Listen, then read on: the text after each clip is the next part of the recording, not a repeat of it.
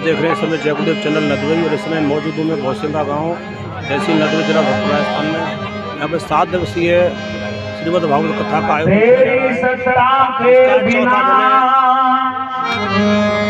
हे प्रभु मंगल मूल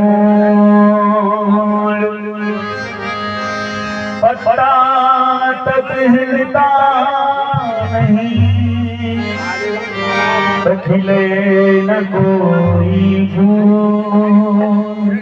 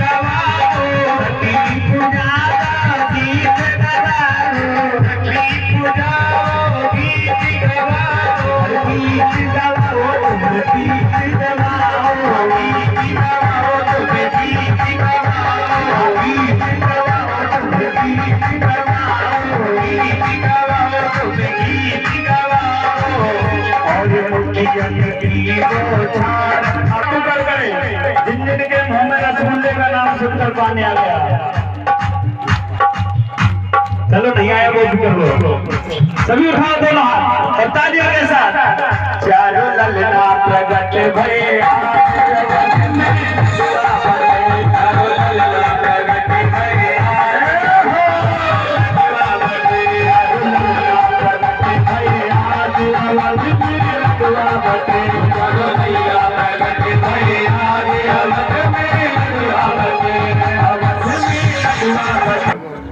अयोध्या में बड़ी धूमधाम से मनाया गया सज्जनों।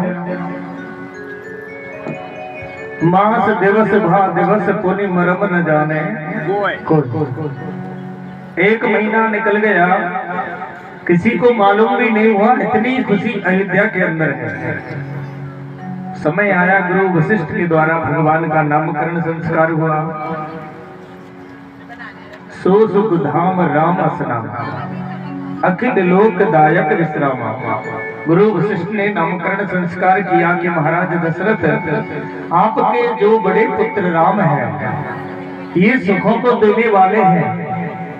वैसे इनके नामों की कोई कमी नहीं है, साक्षात नारायण है, लेकिन मैं इसका नाम राम रखता हूँ। विश्व भरण पोषण कर जोई ताकर नाम भरत से होई। महाराज दशरथ, तुम्हारे दूसरे पुत्र का नामकरण संस्कार मैं करता हूं कि विश्व का भरण पोषण करने वाला होगा, इसलिए मैं तुम्हारे दूसरे पुत्र का नाम भरत रखता हूं। की जाके सुमरन तेरे पुनासा नाम शत्रुघ्न वेद प्रकाशा। जिसके नाम लेने से शत्रुओं का दमन हो। महाराज दशरथ, मैं तुम्हारे तीसरे बच्चे का नाम शत्रुघ्न रखता हूं। लक्ष्मण धाम सुराम प्रिय सकल जगत आधार। गुरु वशिष्ठ राखाते हो लक्ष्मण नाम उदार। लखनऊ के धाम। महाराज, मैं तुम्हारे चौथे बच्चे का नाम लखन लाल रखता हूँ, लक्ष्मण रखता हूँ। सज्जनों, चारों का नामकरण संस्कार हुआ। अयोध्या में बहुत खुशी है कि विश्वामित्र को मालूम हो गया कि राजा दशरथ के यहाँ 4 पुत्रों ने जन्म लिया और विश्वामित्र जी राम जी को लेने आ गए। एक दो बार तो दशरथ ने मना किया, लेकिन जब रघुकुल की मर्यादा के बारे में विश्वामित्र ने बताया तो राम लक्ष्मण को विश्वामित्र के साथ में भेज दिया और भगवान ने विश्वामित्र के साथ में जाकर के सबसे पहले भगवान ने ताड़का का वध किया और गुरु की सेवा में भगवान गुरुकुल में गए। सुखदेव जी महाराज राजा परीक्षित से कहते हैं, सज्जनों,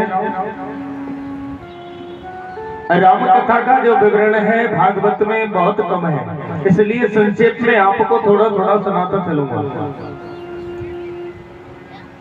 विश्वामित्र के यहाँ भगवान राघवेंद्र सरकार लक्ष्मण के साथ में है और समय आ गया कि उधर महाराज जनक ने मां जानकी जी के विवाह का प्रण कर लिया था पहले कि जो कोई इस धनुष को तोड़ेगा उसके साथ जानकी का विवाह होगा। देखो, जनक महाराज के बारे में बताते हैं कि बहुत बड़े सत्संगी थे जनक जी महाराज।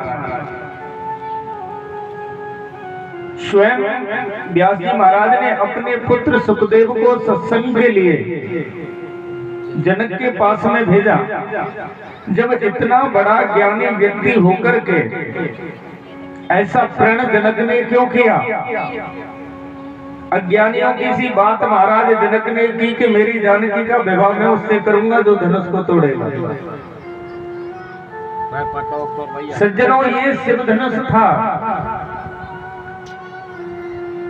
इस धनुष को महाराज जनक ने भी उठाने का प्रयास किया, लेकिन महाराज जनक भी इस धनुष को नहीं उठा सके। जहां जैसा रखा था वही ये रखा रहा। लेकिन एक दिन महाराज जनक ने देखा, पहले शस्त्रों की पूजा आज नहीं करते और पहले भी शस्त्रों की पूजा की जाती थी। महाराज जनक शस्त्र की, इस धनुष की रोजाना पूजा करते। एक दिन जनक जी ने एक दृश्य देखा कि मां जानकी सीता जी मां जहां पर धनुष रखा था वहां पर चौका लगा रही थी। अब देखो, आजकल तो चौकाओं का काम रहा नहीं। पहले माता बहनें घर में जो चौका लगाती, एक हाथ से पूरे घर में मिट्टी से चौका लगाना, एक हाथ से अपने कपड़े को संभालना। ऐसे ही जानकी जी चौका लगा रही थी। एक हाथ में धनुष पकड़ रखा था और धनुष के नीचे से जानकी चौका लगा रही थी। तो जनक जी देख करके भ्रमित हो गए कि इस धनुष को मैं हिला तक नहीं सका, जानकी ने एक हाथ से इस धनुष को उठा रखा है। उसी दिन जनक ने प्रण कर लिया कि अब तो मैं अपनी पुत्री का विवाह उसी के साथ में करूंगा जो इस धनुष को तोड़ेगा। और वो समय आ गया, चारों तरफ लौटे भिजवा दिए। विश्वामित्र के यहाँ भी निमंत्रण गया। विश्वामित्र के साथ में राम लक्ष्मण दोनों आते हैं। रास्ते में गौतम नार अहिल्या का भगवान ने उद्धार किया। सज्जनों, और जैसे ही जनकपुर में राघवेंद्र सरकार ने प्रवेश किया तो जनकपुर की जितनी भी स्त्रियां थी सबने जब राघवेंद्र सरकार को देखा तो सबके मन में ये भाव जागृत हुआ कि हे प्रभु, हे ईश्वर, हम तुमसे प्रार्थना करते हैं। जनकपुर की स्त्रियां प्रार्थना करती है कि हमारी प्रात पर जानकी जी का विवाह इन राजकुमारों के साथ हो जाए। प्यार से बोले राधे राधे। गुरु सेवा के लिए राम लक्ष्मण दोनों जब वाटिका में पुष्प लेने गए तो वहां जानकी जी से भी भगवान के नेत्र मिले। वहां जानकी जी की सखिया भी यही प्रार्थना करती है कि हे प्रभु, हमारी परात पर जानकी जी का विवाह इन राजकुमार के साथ में हो जाए। समय आया सज्जनों की जानकी जी का स्वयंवर प्रारंभ हुआ। यज्ञशाला का आयोजन किया गया जिसमें बड़े बड़े राजा पधारे। लेकिन जब धनुष यज्ञ प्रारंभ हुआ तो बहुत राजाओं ने आकर के प्रयास किया, लेकिन धनुष को हिला तक नहीं पाए। रामचरितमानस में तो यहाँ तक लिखा है कि भूप सहस दस एक ही बारा लगे उठावन तरई रटाए। अब या तो आप ये लगा लीजिए कि सहस में 1000 राजा एक ही बार लग गए, या फिर एक ही बार होगा, गुरुवार बृहस्पतिवार कोई सी बार में उन्होंने प्रयास किया होगा। लेकिन धनुष को कोई राजा हिला तक नहीं पाया। चारों तरफ हल्ला हो गया कि ये धनुष नहीं टूटेगा। तो जनक जी महाराज को यहाँ थोड़ा क्रोध आ गया और जनक जी क्रोध बस कुछ अनुचित वाणी बोल गए कि मैंने तो समझा मेरी जानकी जी का विवाह मैं उस पुरुष के साथ में करूंगा जो पुरुष वीर होगा, लेकिन अब मुझे लगता है कि हमारी पृथ्वी वीरों से विहीन हो चुकी है। और जैसे ही ऐसे शब्द बोले तो लखनलाल थोड़े खड़े हो गए। लखनलाल को क्रोध आ गया और खड़े होकर के महाराज जनक से कहा, महाराज जनक सावधान, तनक सावधान हो जाओ। तुमने ये कैसे कह दिया कि ये पृथ्वी वीरों से विहीन है? अरे महाराज, तुम जिस धनुष की बात करते हो ना, ऐसे धनुष मैंने बालापन में बहुत तोड़े हैं। महाराज, जो तुम्हारा अनुशासन पावो कंदु की ब्रह्मांड था, अगर आपका आदेश हो जाएगा तो मैं इस पूरी पृथ्वी को उठा करके और इस पृथ्वी के 999 बार टुकड़े कर सकता था। मुझे शेष का अवतार कहते हैं। और जैसे ही कांचे घट भंडारों को इस पूरी पृथ्वी को जैसे कच्चा गढ़ा होता है ना, ऐसे फोड़ करके दिखा सकता हूँ। अब क्रोध में आ गए लखनलाल। विश्वामित्र जी ने सोचा कहीं ऐसा ना हो ज्यादा क्रोध आ जाए और धनुष को तोड़ दे, राम जी देखते रह जाए। प्यार से बोले राधे राधे। राम जी को इशारा किया कि उठहु राम तोरऊ भव चापा मीटहु तातु जनक परितापा। राम जी को इशारा कर दिया कि जाओ। राम जी खड़े हुए लखनलाल को इशारा किया, भैया बैठ जाओ। और सज्जनों, जैसे ही राम जी खड़े हुए पूरे जनकपुर वासियों की निगाह राघवेंद्र पर है। जितने भी राजा वहां विराजमान थे, जनकपुर की स्त्रियां, जनकपुर के राजा, जनकपुर के पुरुष थे, सबका यही मन हो गया कि राजकुमार धनुष को तोड़े और हमारी जानकी जी का विवाह इनके साथ हो जाए। लेकिन कुछ औरतें देखते हैं कि जब बड़े बड़े राजा धनुष को उठाने में असमर्थ रहे तो ये तो छोटा सा राजकुमार है। लेकिन वहां भी राघवेंद्र ने देखा कि रावण और बड़े बड़े राजा, बड़े बड़े योद्धा जब राघवेंद्र को देखते हैं तो भगवान उनके बराबर दिखते हैं। जनकपुर की स्त्रियां राम जी को देखती हैं तो कुंवर के रूप में, जैसे छोटे रूप में देखती हैं, बालक के रूप में तो भगवान बालक दिखते हैं। प्यारे रामचरितमानस कहते हैं कि उस प्रभु को कोई जिस जैसे भाव में देखता है वैसे भाव में नारायण दर्शन देता है। जाकी रही भावना जैसी प्रभु मूरत देखे तेन तैसी।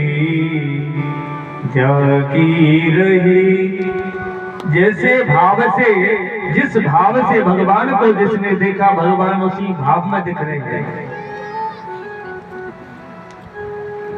राम जी ने चारों तरफ परिक्रमा उस धनुष की और मन ही मन प्रणाम गुरु की ना। मन से गुरु वशिष्ठ को, अयोध्या में बैठे हुए गुरु वशिष्ठ को भी प्रणाम किया। और सज्जनों, पूरी सभा की नजर राघवेंद्र पर है। जैसे ही राघवेंद्र सरकार धनुष के नजदीक पहुंचे परिक्रमा लगा करके, और दुनिया के देखते देखते राघवेंद्र सरकार ने जितने समय में पलक झपकते उतने समय में उस धनुष पर प्रत्यंचा चढ़ाई और धनुष टूट गया। बोली राघवेंद्र सरकार की, बोले श्री रामचंद्र भगवान की।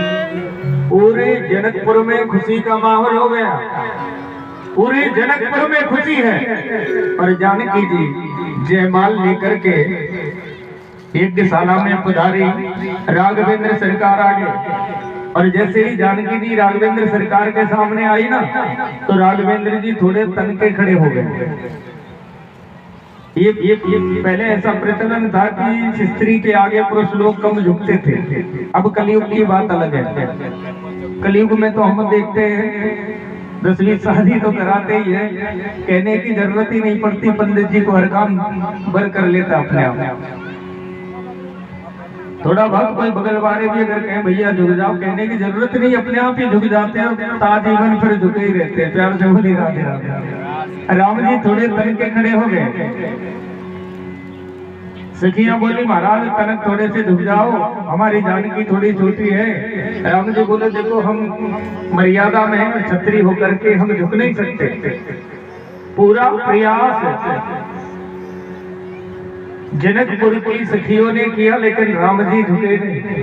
लखनलाल से इशारा किया, अरे लखनलाल तुम तो शेष के अवतार हो, तुम ही इस पृथ्वी को हमारी जानकी जी की तरफ से उठा दो जिससे जयमाल हो जाए। लखनलाल बोले देवियों अगर पृथ्वी को उठाऊंगा तो राम जी भी साथ में उठेंगे, मेरे पास कोई विकल्प नहीं है।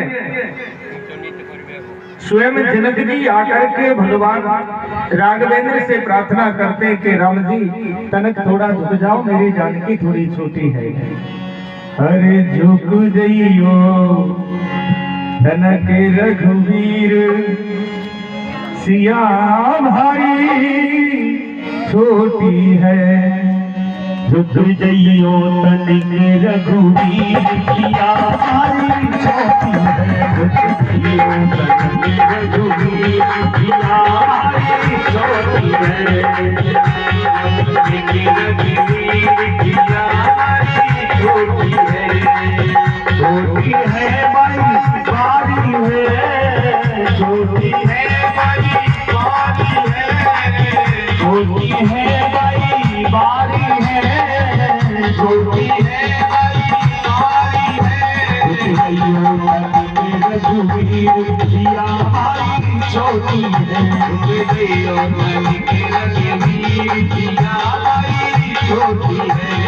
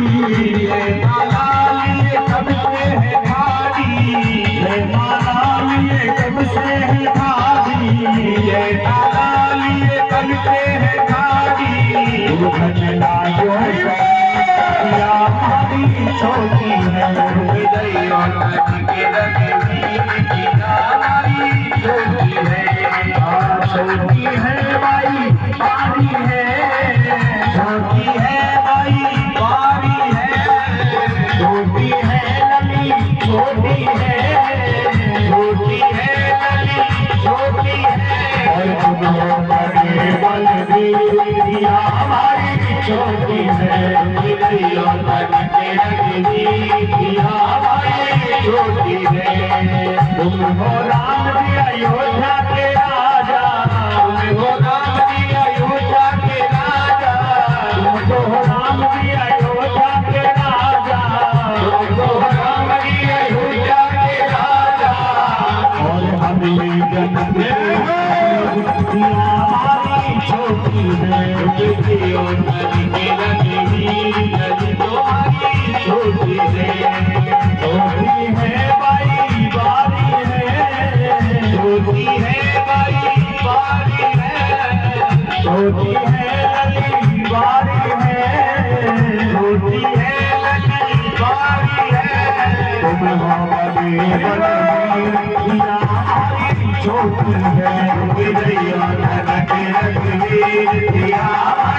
छोटी है, लक्ष्मण ने भाभी की धीर पहचानी, भाभी की धीर पहचानी, राम जी के चरणों में झुक गए वो ज्ञानी, राम जी के चरणों में झुक गए वो ज्ञानी, जब कहे जय जय रघुवीर प्रभु जी झुक गई और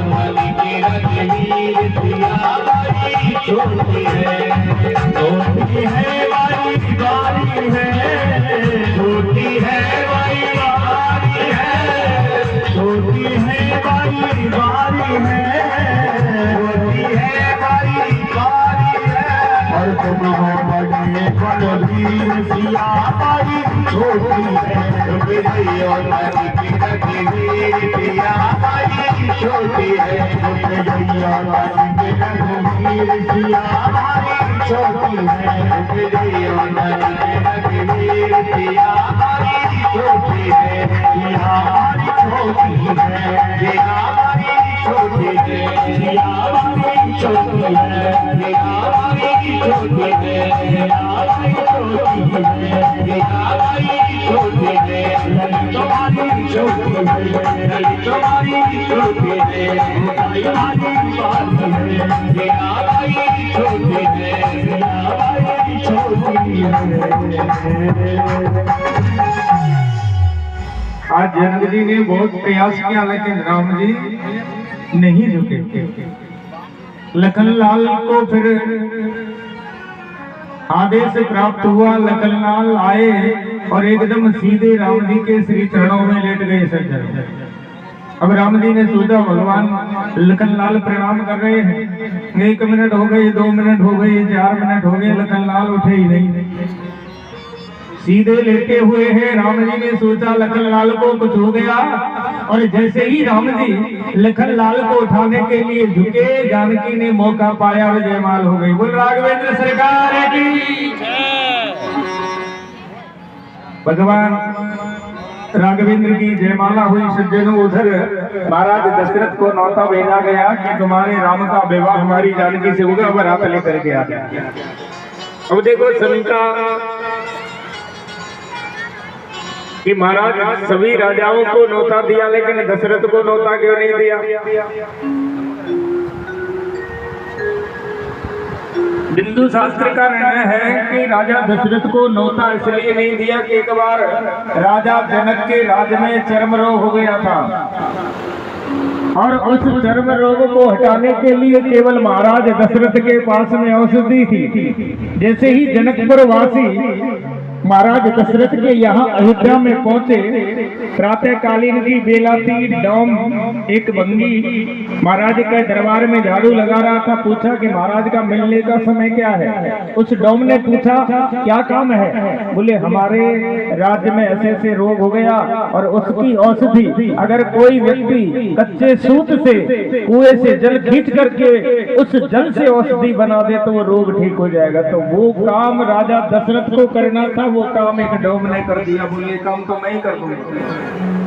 और सज्जनों, राजा जनक को भ्रम हो गया, कहीं ऐसा ना हो कि अयोध्या में निमंत्रण दें और कोई राजा दशरथ के बराबर तो वहां गांव में ही रहते हैं। कुछ ऐसी शंका व्यक्त करके महाराज दशरथ को पहले निमंत्रण नहीं पहुंचाया, और आज महाराज दशरथ अपने भरत शत्रुघ्न को साथ लेकर के बारात लेकर के आए हैं।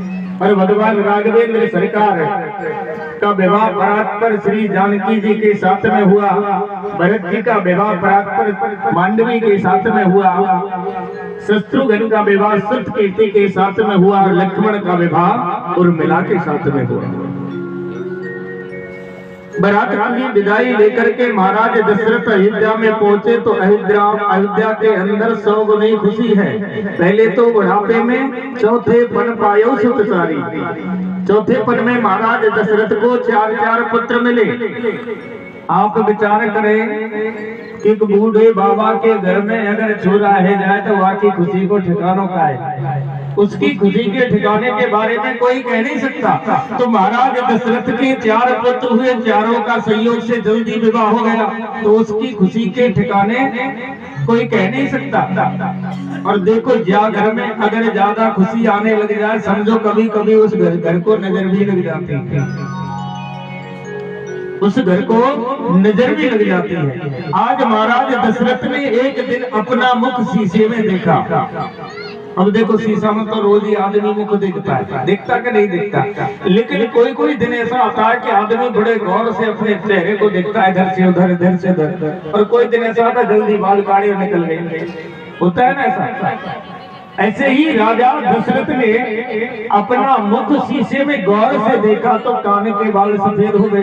बोले अब तो हम बुढ़े हो गए, राम को राजा बना दिया जाए, राम को राजा बना दिया जाए। गुरु वशिष्ठ की सहायता से घोषणा की गई कि राम का राज तिलक होना है। तारीख निश्चित की गई। उधर देवताओं के घबराहट हो गया कि कहीं राम को राज तिलक हो गया तो राक्षसों का संहार नहीं होगा। सरस्वती को मंत्रा की जिह्वा पर बिठाया, केकई को जाकर के उल्टा पड़ा दिया। महारानी अगर राम को राज तिलक हो गया तो तेरा भरत दास बन करके रहेगा। ऐसी उल्टी पट्टी पढ़ाई कि केकई के मन में बिल्कुल बात बैठ गई। देखो रामचरितमानस में लिखा है, अन्य ग्रंथों में लिखा है कि कौशल्या से अधिक प्रेम केकई राम को करती थी। केकई भगवान की परम भक्त है। एक बार राघवेंद्र सरकार बाल लीला में खेल रहे थे और खेलते खेलते केकई के नेत्रों को भगवान ने मोद लिया। जैसे छोटा बच्चा कभी कभी आंख बंद करता है ना माँ के, ऐसे ही भगवान राम ने बाल लीला में केकई के नेत्र बंद किए। केकई बोली राघवेंद्र मुझे छोड़, आंखों को छोड़। बोले मैया ऐसे नहीं छोड़ूंगा, पहले कुछ वचन चाहिए। केकई कहती है कि राम अगर तुम मेरे प्राण भी मांगोगे ना तो मैं प्राण देने को तैयार हूँ। राम जी बोले मैया प्राण नहीं, मैं ऐसा भी मांग सकता हूँ कि आगे चल करके तुम्हारे नाम पर कोई पिता अपनी पुत्री का नाम भी नहीं रखेगा। केकई ने कह दिया वो भी चलेगा। तो राम जी बोले मैया जब समय आए ना पिताजी मुझे राज सिंहासन पर बैठाए उस समय तो मुझे 14 वर्ष का वनवास मांग लेगा। और आज वही समय आ गया। पूरी अयोध्या के अंदर खुशी है और उस खुशी को नजर लग गई कि राजा दशरथ ने जैसे ही घोषणा की तो रानी केकई मलिन वस्त्र धारण करके सीधी कोप भवन में चली गई। पहले स्त्रियों के लिए रूठने का अलग से कमरा बनाया जाता था और उसका नाम होता था कोप भवन। समझो अगर स्त्री उसमें चली गई तो कोई ना कोई गड़बड़ है। और आजकल तो मुंह देख के मालूम कर ले पुरुष वर्ग के कोप भवन में स्त्री। अब कमरा बनाने की जरूरत नहीं है, ये खर्चा कम हो गया। राजा दशरथ को मालूम हुआ कि केकई कोप भवन में है। केकई वीर पत्नी है महाराज दशरथ में। और राजा दशरथ ने जाकर के जब केकई से बात की महारानी क्या बात है, तो केकई बोली नहीं। बोले महाराज रहने दीजिए आप। बोले देवी बात क्या है? बोले महाराज आपके पास धरोहर के रूप में मेरे 2 वचन हैं और आज मैं चाहती हूँ कि उन वचनों को आप दे। दशरथ ने कहा देवी तुम 2 वरदानों की बात करती हो, मैं आपको आज 4 वरदान देने को तैयार हूं। आज मुझे इतनी खुशी है कि मेरा राम राजा बनेगा। सज्जनों केकई ने कहा कि महाराज ये तो बाद में मालूम होगा, पहले आप मेरे 2 वचन दे और मुझे तिरवाचा दे कि ये 2 वचन आप दोगे। अब तिरवाचा देखो वचन ले लिया रानी केकई ने। वचन मांगे करके केकई कहती है महाराज मेरा जो प्रथम वचन है, सुनहु प्राण प्रिय भावत दीका मोरे भरती को राज घटिका। सुनहु प्राण प्रिय। महाराज दशरथ से केकई ने कहा कि महाराज जहां राम को राज तिलक होना है उस तिलक को आप हटा करके मेरे भरत का तिलक किया जाए। दशरथ ने कहा देवी कोई बात नहीं, अगर तुम्हारी इच्छा है कि भरत राजा ना राम राजा ना बने, तुम चाहती हो कि मेरा भरत राजा बने, तो मैं राम को हटा करके भरत का राज तिलक करता हूं।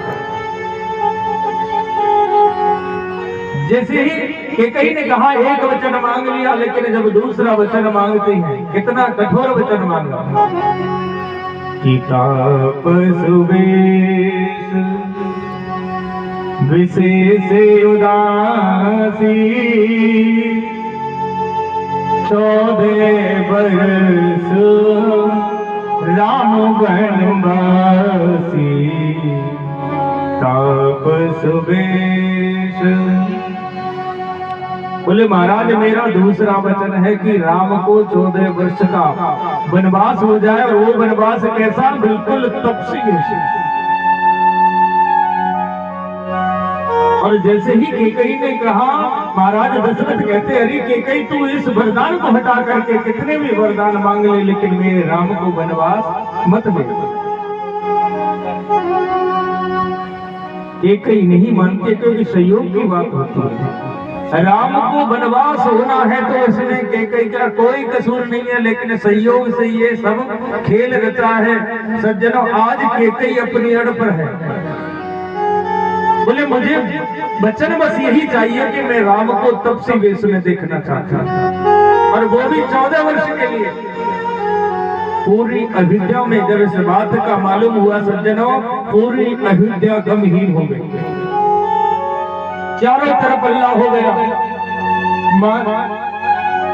राम जी को मालूम हुआ कि माँ केकई ने मेरे लिए वनवास मांग लिया, तो उसी समय भगवान ने राजसी वस्त्रों को उतार करके तपसी वेश धारण किया।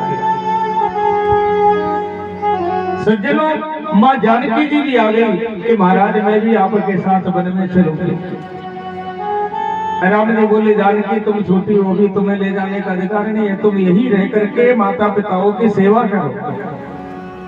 लेकिन महाराज शास्त्र कहता है कि जीव बिनो देह नदी बिन वारी, और तैसे ही नाथ पुरुष बिन नारी। स्त्री का धर्म होता एक ही धर्म, एक व्रत नेमा, काये वचन मन पथ पद प्रेम। आपके बिना मेरा क्या है। जानकी जी भगवान राम के साथ में तैयार हो जाती, उधर लखन लाल को भी आवाज होती कि तेरे भाई को 14 वर्ष का वनवास हो गया। लखन लाल आकर के राम जी से कहते कि राम जी मैं भी आपके साथ वन को चलूंगा। राम जी ने मना किया कि लखन लाल तुम यहीं रह करके माता पिताओं की सेवा करो।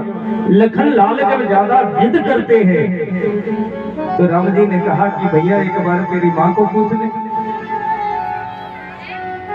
दौड़े दौड़े सुमित्रा के पास में लखन लाल गए और पूछा भैया मैं राम जी की सेवा में जाना चाहता था, मुझे राघवेंद्र की वन में रहकर के सेवा करनी है।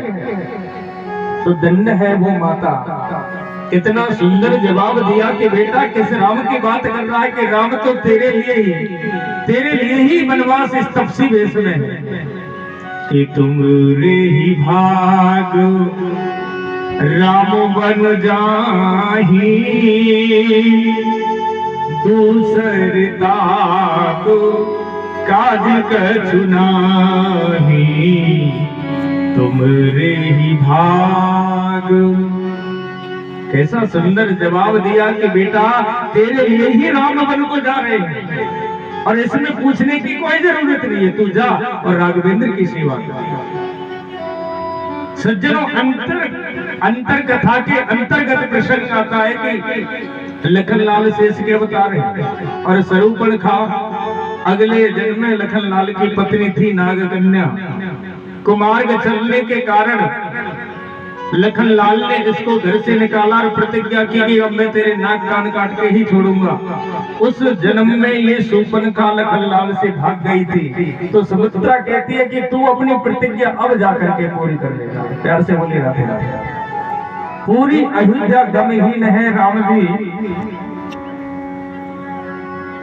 रथ में सवार होकर के सुमंत के साथ में अयोध्या से वन को प्रस्थान करते हैं।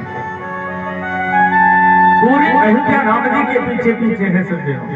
राम बनो को जातारी माता, राम बनो को जातारी माता, राम बनो को जातारी माता, राम बनो को मैया लखन बनो को, राम बनो को मैया लखन बनो को, राम बनो को मैया लखन बनो को, राम बनो को मैया लखन बनो को। लिए जातारी माता राम बनो को जातारी माता बेलूरी मैया अपने वज्राभूषण बेलूरी मैया अपने वज्राभूषण बेलूरी मैया अपने वस्त्राभूषण बेलूरी मैया अपने वस्त्राभूषण तन पर भसन रमाई माता राम बनो जातारी माता राम बनो मैया लखन बनो को राम बनो मैया लखन बनो को सीता को जातारी माता राम बनो को जातारी माता जिंदे रहे तो मैया आएंगे जिंदे रहे तो मैया आएंगे जिंदे रहे तो मैया आएंगे जिंदे रहे तो मैया आएंगे काल तो सबको जातारी माता राम बनो को जातारी माता राम बनो को जातारी माता राम बनो को जातारी माता। पूरी अयोध्या गमहीन है, भगवान राम के साथ में पूरी अयोध्या जाती है। सज्जनों, सरयू के किनारे भगवान राघवेंद्र सबको सोता हुआ छोड़कर और आगे को प्रस्थान करते हैं। गांवों से निकलते हुए राघवेंद्र सरकार ऋषि आश्रमों से निकलते हुए गंगा के किनारे भगवान पहुंचे और गंगा के किनारे राघवेंद्र ने देखा कि उस समय गंगा कुछ तीव्र गति से आ रही थी। देखा कि इसमें तो निकलना असंभव बात है। तो राघवेंद्र ने देखा कि नाव चलाने वाले केवट को, देखो ये प्रसंग केवट का जो है, रामचरितमानस में केवट देखता है, एक भक्त एक भगवान को देखता है। ये एक जीव और आत्मा का मिलन है कि एक जीव आत्मा परमात्मा के सानिध्य में जाती है। तो जब जीव आत्मा परमात्मा के सानिध्य में जाती है तो जीव आत्मा को थोड़ा बजा करके ईश्वर देखता है। अब यहाँ गंगा किनारे कोई नहीं है, केवल केवट है और राघवेंद्र सरकार है। देखो गंगा के किनारे नाव चलाने वाले तो बहुत मल्ला उस जगह होंगे, लेकिन सज्जनों उस दिन, जिस दिन राघवेंद्र सरकार गंगा के किनारे पहुंचे, उस दिन किसी की नाव वहां पर नहीं थी, केवल केवट की ही नाव उपस्थित थी। निषाद राज, मीलों के राजा, एक दिन प्यास से तड़प रहे थे तो केवट ने पानी पिला करके निषाद राज को प्राणदान दिया।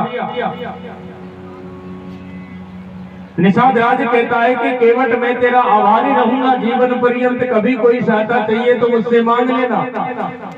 और आज केवट को सज्जनों जब मालूम हो गया कि राम जी मेरे घाट पर आने वाले हैं, तो रात को ही निषाद राज से जाकर के केवट ने मांगा कि महाराज मैं एक बात मांगता हूँ कि आज घाट पर किसी की नाव नहीं लगनी चाहिए, केवल मेरी नाव उस घाट को होनी चाहिए। राम जी के लिए बहुत मल्लाहों ने अपनी अपनी नावों को सजाया, लेकिन केवट ने रात को निषाद रात से मांग लिया कि महाराज किसी मल्लाह की नाव घाट पर नहीं होनी चाहिए, केवल केवट की ही नाव गंगा किनारे हो। आज केवट की ही नाव है सज्जनों, कोई मल्लाह वहां पर नहीं है, तभी तो केवट नखरे करता है। जब भी तो केवट नखरे करता है, दूर बैठ करके राम जी देखते कि केवट मेरे पास आ जाए। रामचरितमानस में लिखा, मांगी नाव न केवट आना, अरे कहो तुम्हारा मरम में जाना। केवट दूर से प्रभु को इशारा करता है कि तुम चाहते हो कि नाव लेकर के आओ, लेकिन मैं बिना मांगे नाव को आपको लेकर के नहीं आ सकता। आपको कहना पड़ेगा कि केवट नाव लेकर के आओ। आज केवट से बात भगवान कर रहे हैं। देखो, एक जन्मों का संबंध नहीं है केवट से भगवान का, 2 जन्मों का संबंध है कि पहले जन्म में एक कछुआ था, क्षीर सागर में रहता था। भगवान के चरण धोने का बहुत प्रयास इसने किया, लेकिन कभी तो शेष अवतार इसको अपनी पूंछ से नीचे डाल देते, कभी लक्ष्मी जी उठा करके नीचे डाल देती थी, लेकिन भगवान के चरण इसलिए वहां धो नहीं पाया। आज घाट पर कहता है कि आज मुझे रोकने वाला कोई पैदा नहीं है, साक्षात नारायण के पग में धो करके दिखाऊंगा। सुन केवट के बहन प्रेम न पेटे अटपटे। भगवान केवट अपने भक्तों की बातों को सुन करके बड़े आनंद में है, तो भगवान ने कहा, भैया आपकी नाव से हमें पार उतार दो। केवट बोला, प्रभु पार तो उतार दूंगा, पहले उतराई चाहिए। बोले, उतराई में मैं आपके पग धोना चाहता हूँ। हमने सुना है आपके पैरों में जादू है, हमने सुना है आप जादूगर हैं, आपके पैरों में जादू है। आपने पत्थर की शिला को पग लगाया, वो स्त्री बन गई। महाराज, कहीं आपने मेरी नाव को पग लगा दिया और मेरी नाव अगर स्त्री बन गई ना, तो मेरी तो आफत आ जाएगी। घर में एक स्त्री है, उसकी पूर्ति मुझसे होती नहीं, अगर 2 स्त्री हो गई ना, फिर राधे राधे। अब किसी पुरुष के अगर 2 स्त्री हो जाए साहब, तो उस पुरुष से पूछो उसके क्या समाचार है। केवट कहता है कि महाराज, मैं एक स्त्री की उधर पूर्ति नहीं कर पाता, कहीं आपके पग रखने से मेरी नाव स्त्री बन गई तो मैं कहां से पैसा लेकर के आऊंगा, इसलिए मैं पहले आपके पग धोना चाहता हूं। राम जी बोले, भैया दोनों।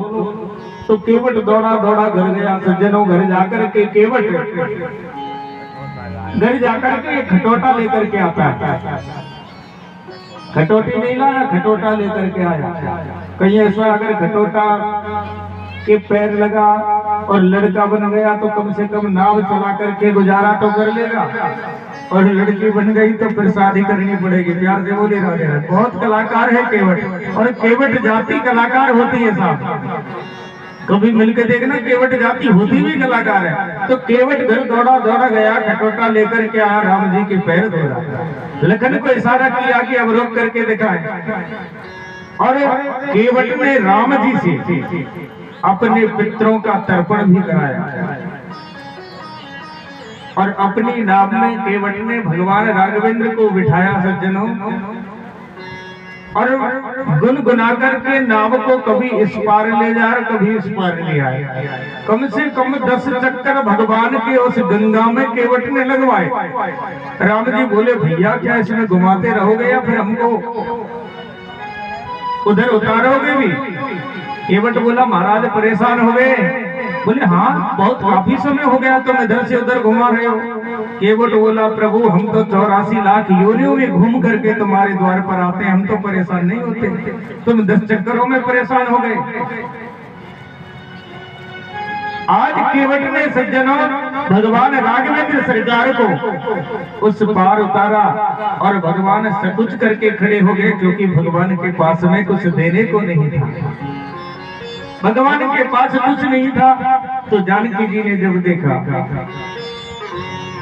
कि पिए ही सिए जान हारी, मन मुदरी मन मुझसे उतारी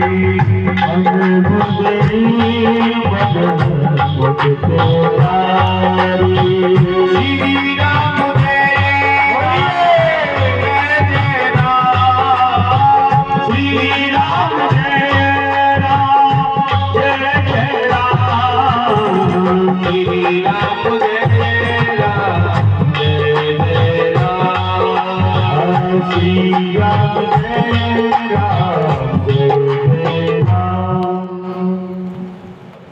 माँ जानकी जी ने देखा कि राम जी बिल्कुल सकुच कर खड़े हैं, तो जानकी जी के हाथ में एक अंगूठी थी, उस अंगूठी को उतारा, धीरे से राम जी को दे दी। ये पहली बात है।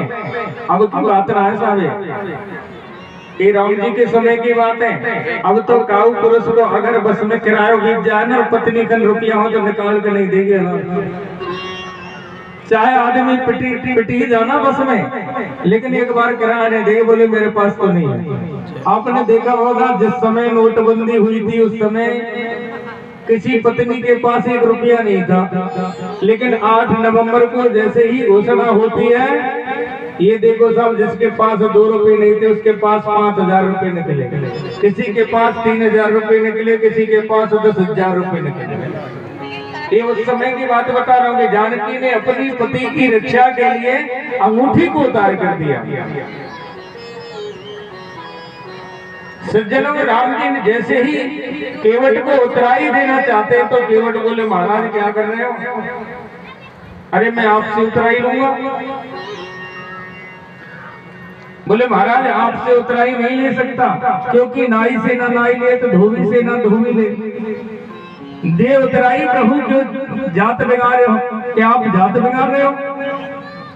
अरे महाराज हमारा तुम्हारा जो रिश्ता है ना, बहुत गहरा रिश्ता है। राम जी बोले भैया क्या रिश्ता है? बोले महाराज हम और तुम दोनों साड़ू साड़ू है।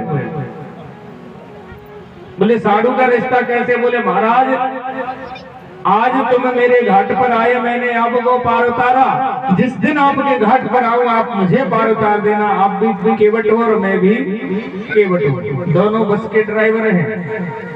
आप मेरे घाट पर आए, मैंने पार किया, जिस दिन मैं आपके घाट पर आऊं आप मुझे पार कर देना। बस ये अपना साड़ू साड़ू का रिश्ता है।